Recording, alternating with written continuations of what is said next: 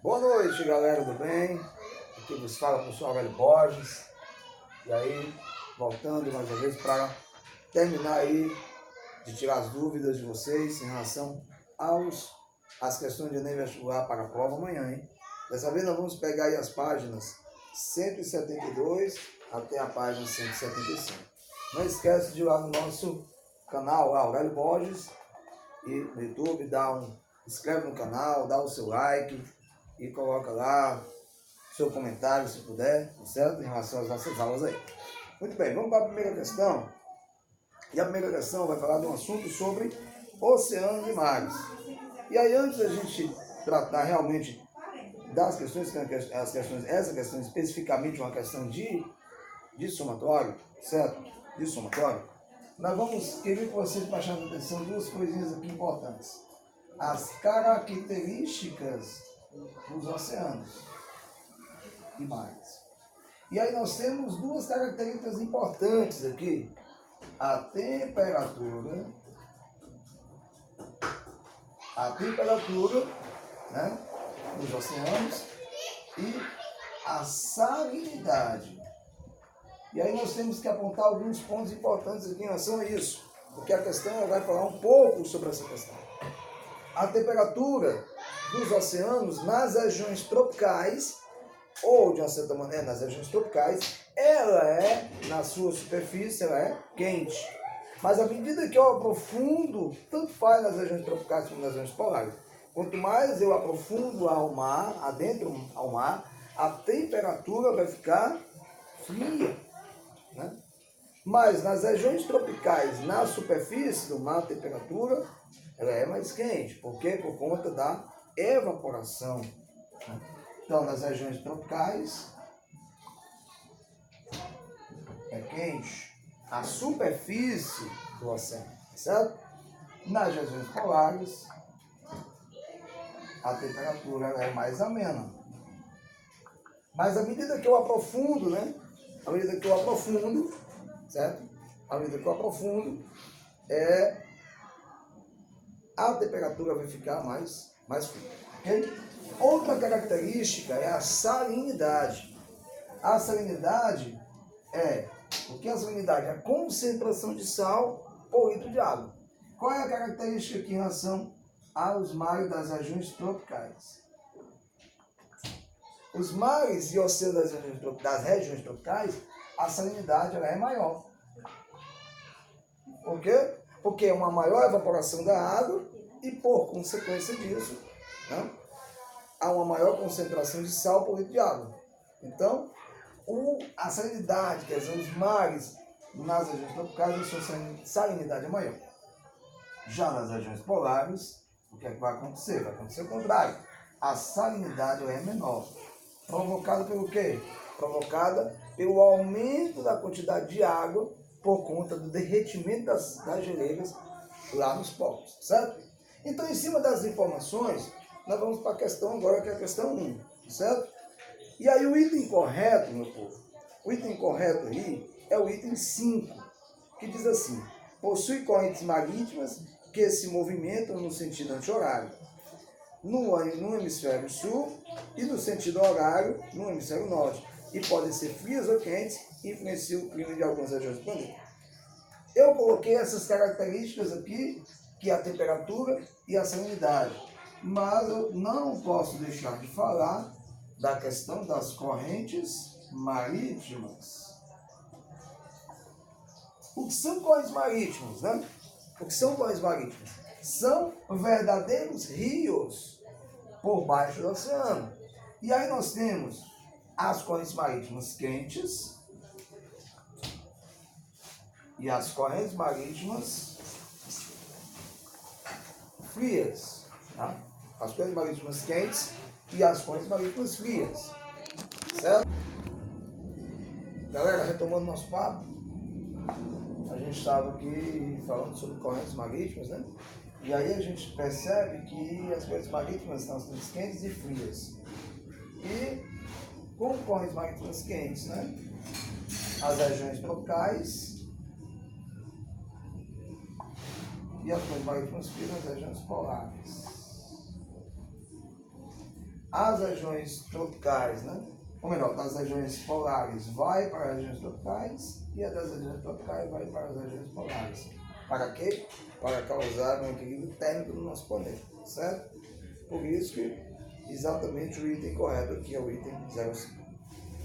Vamos para a segunda questão. A segunda questão é uma questão da UES e vai retratar a importância, né, dos oceanos e mares para o nosso planeta. E aí eu queria, né, de uma certa maneira, colocar aqui a chamada morfologia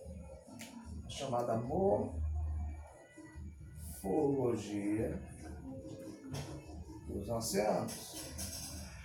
Porque o item A dessa questão da UES diz assim: a vida no mar é abundante e diversificada, localizando-se principalmente nas regiões abissais e no talude. E aí a gente divide o mar, o oceano, em 3 pedaços, podemos dizer. Nós temos a plataforma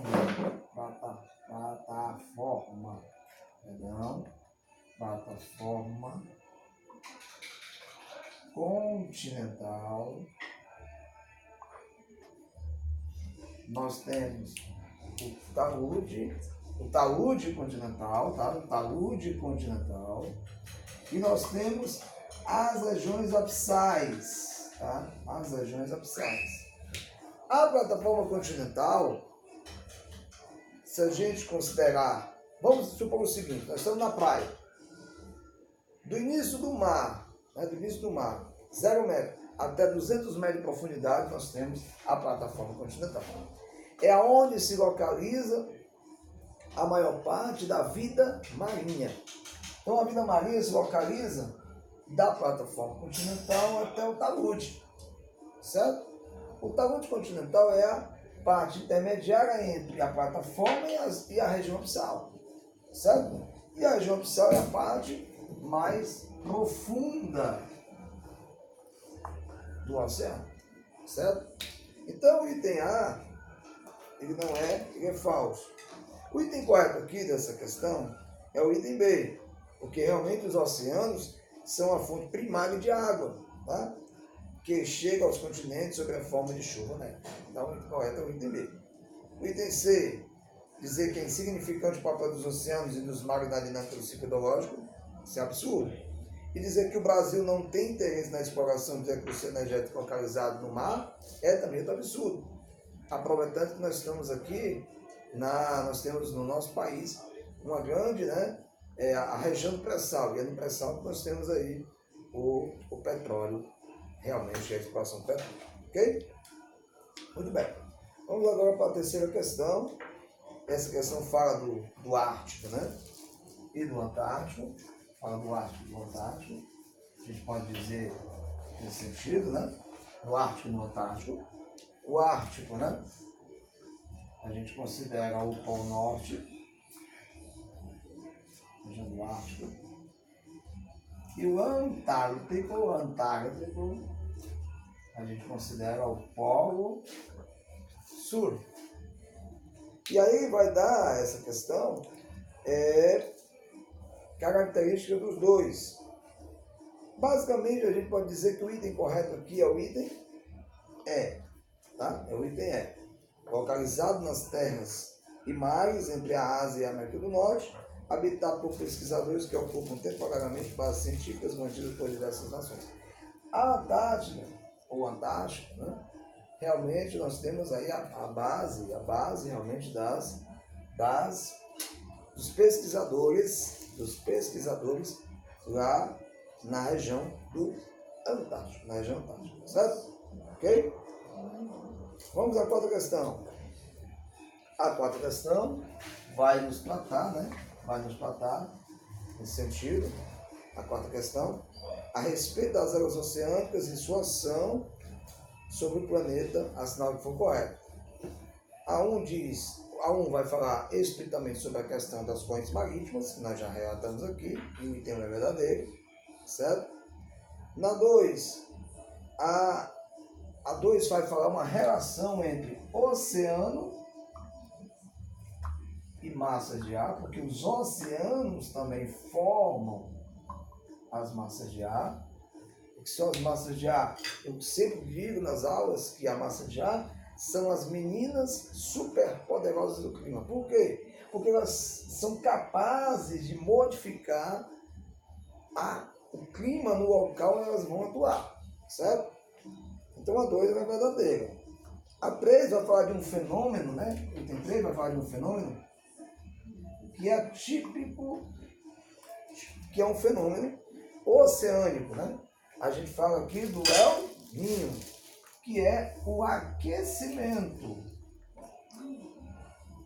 É um aquecimento anormal, né? É o aquecimento anormal das águas do Oceano Pacífico, né?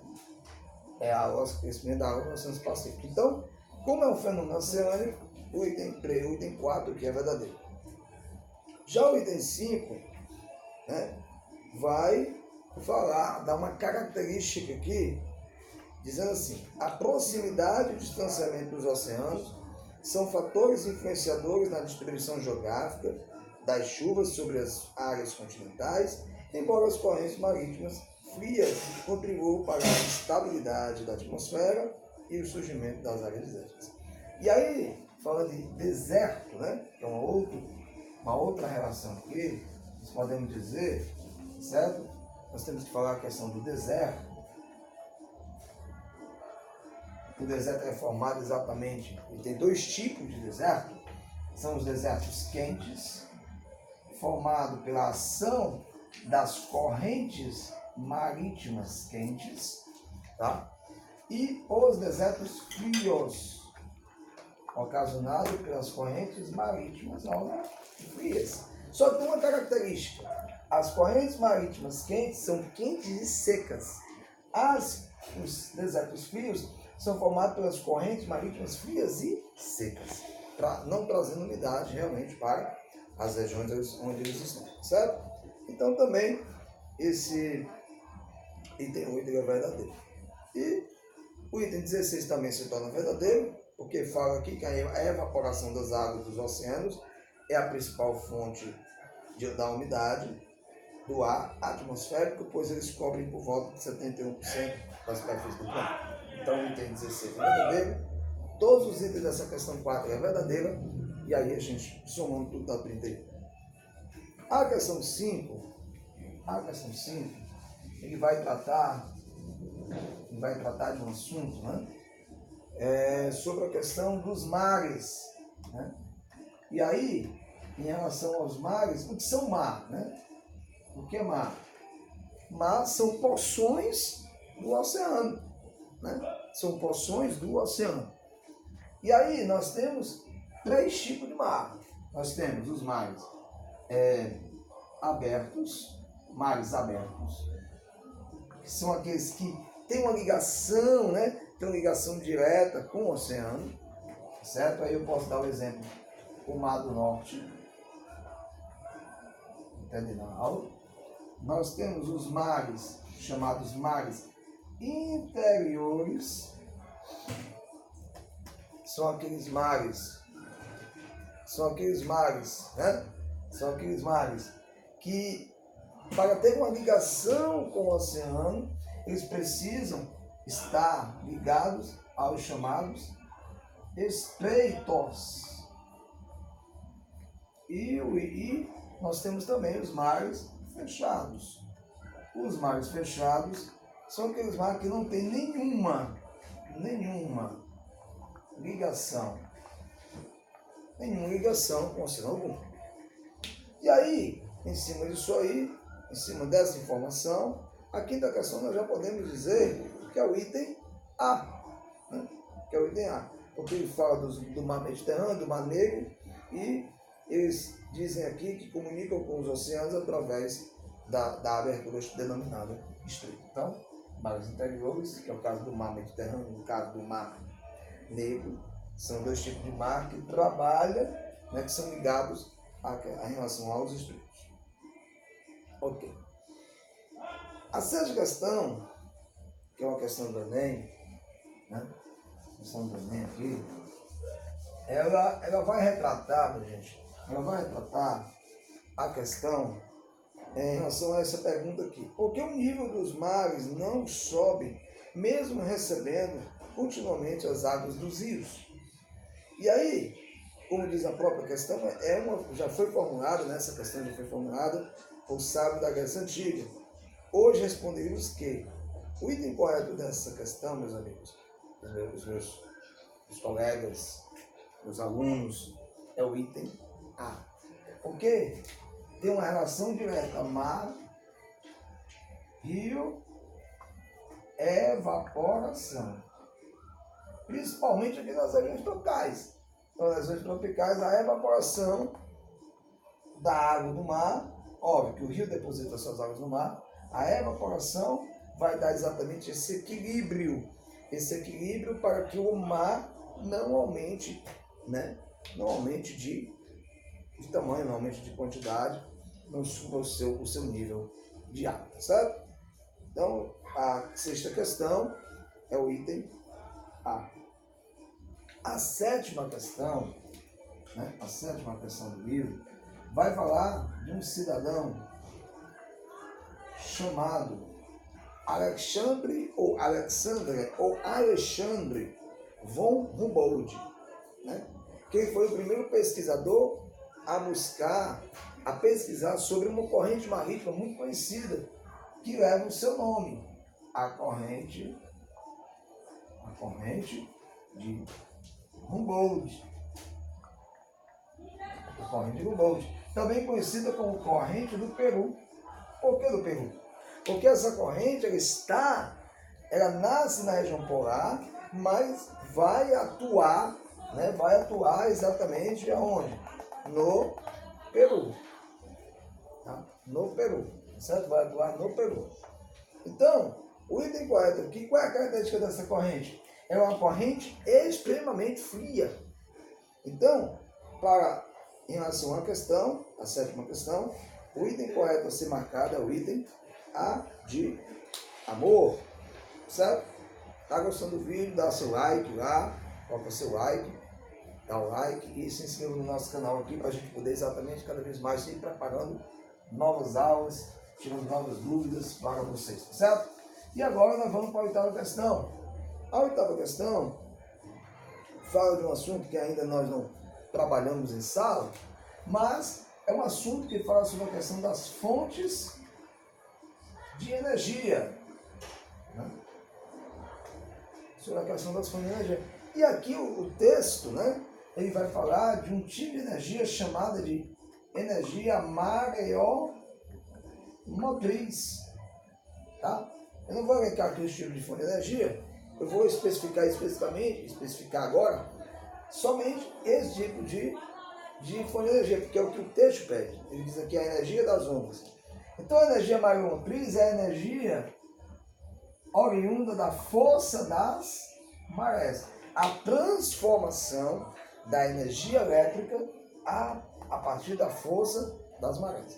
Então, no estado do Ceará, é o único estado do Brasil e o Brasil é o único país da América do Sul que tem uma usina de produção de energia mareomotriz. E onde é que fica, Aurélio?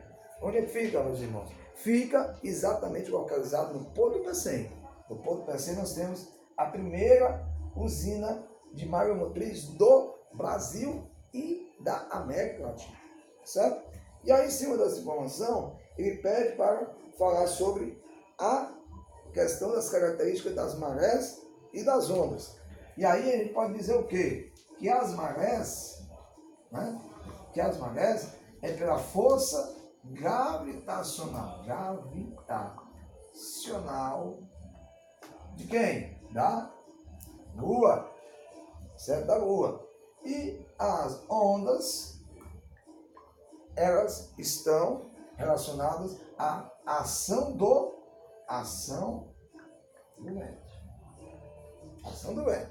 Então, em cima dessa informação, a gente já pode dizer que o item correto da oitava questão é o item C de casa. O principal fator causador das ondas é o vento, enquanto os das marés é a força gravitacional da Lua. Ok? A nona questão, ela vai tratar de um assunto. Você percebe que essa questão aí, o que é que acontece com ela? Ele vai dar, né? Coloca um texto, uma música, que é um trecho de uma música, do Arnaldo Antunes e do Mano Brown, mas vai falar de um assunto em relação ainda ao nosso assunto de mar, de oceanos, que é a questão da dessalinização.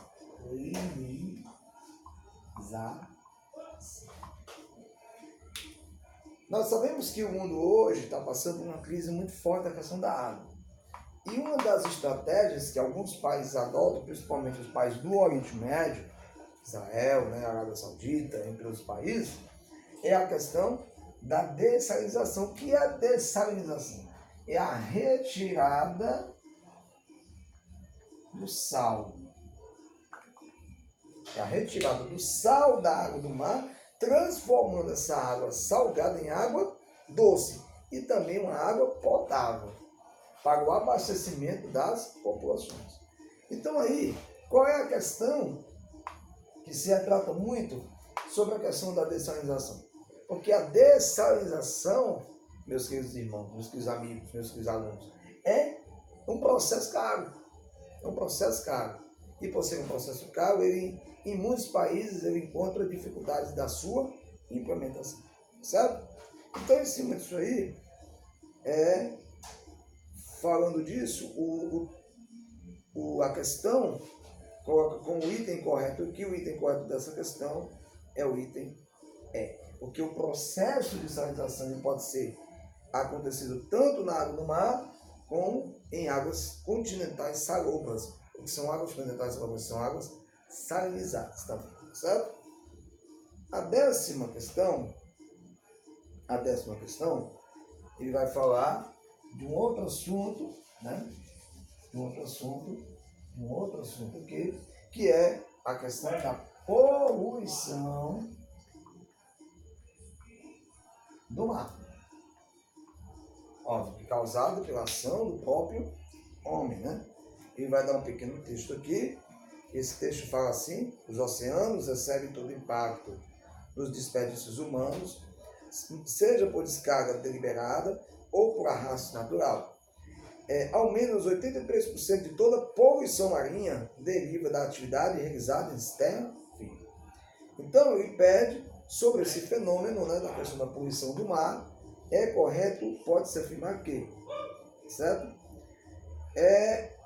O item correto aqui, meu povo, é o item C de casa, que diz assim: boa parte da complexa mescla que compõe os resíduos industriais acaba nos oceanos, porque a consciência sobre isso ainda é precária. E realmente a gente pode dizer que a consciência humana, a consciência do ser humano, a consciência antrópica, né, que é do ser humano, ainda é muito pouco em relação a isso.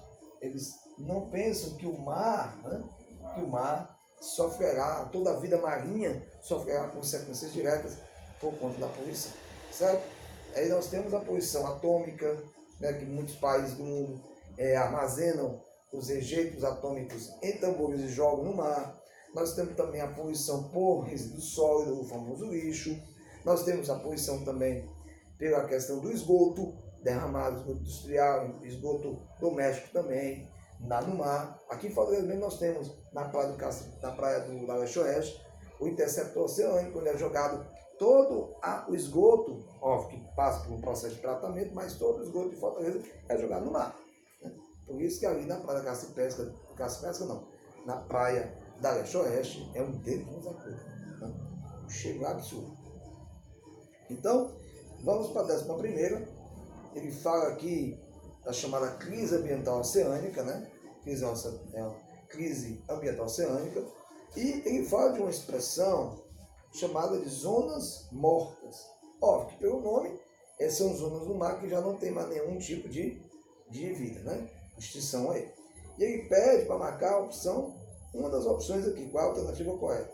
E a alternativa correta é o item D de dado, que diz assim: essas zonas são causadas pela redução do oxigênio decorrente da decomposição de algas que proliferam devido aos resíduos orgânicos, ao fósforo e ao nitrogênio despejado no mar pelas atividades industriais e agrícolas. Então, é a atividade industrial e agrícola que cada vez mais poluindo o mar, que provoca o aumento dessa questão, né, da redução do oxigênio, que vai diminuir a questão da vida no mar, certo?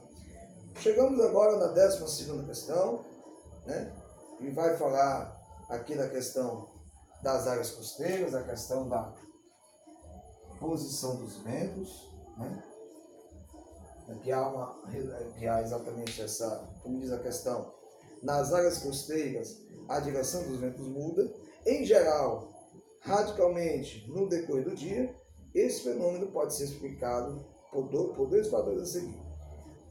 E aí entra nessa questão dos ventos a questão da brisa terrestre, tá? Da brisa terrestre e da brisa marítima, tá? Brisa terrestre e a brisa marítima. Como é que se dá o processo? De manhã, por isso que o jangadeiro ele consegue perceber que de manhã ele sai para pescar, por quê? Porque ele aproveita a brisa terrestre que sopra do continente para o oceano. No final da tarde, ele aproveita a brisa marítima, que é o vento que sopra do mar para o continente, facilitando sim a volta desse jangadeiro. Então, tanto a brisa terrestre como a brisa marítima, eles são causados por dois fatores que está exatamente no item A. Pelas diferenças barométricas, né, as diferenças barométricas e de temperatura entre o continente e o oceano. Muito bem? Vamos chegando aqui à 13ª questão. Sobre os recursos marinhos e as ameaças à preservação dos mesmos, assinale o que for correto, tá certo? A gente vai falando cada um aqui, comentando. E aí diz que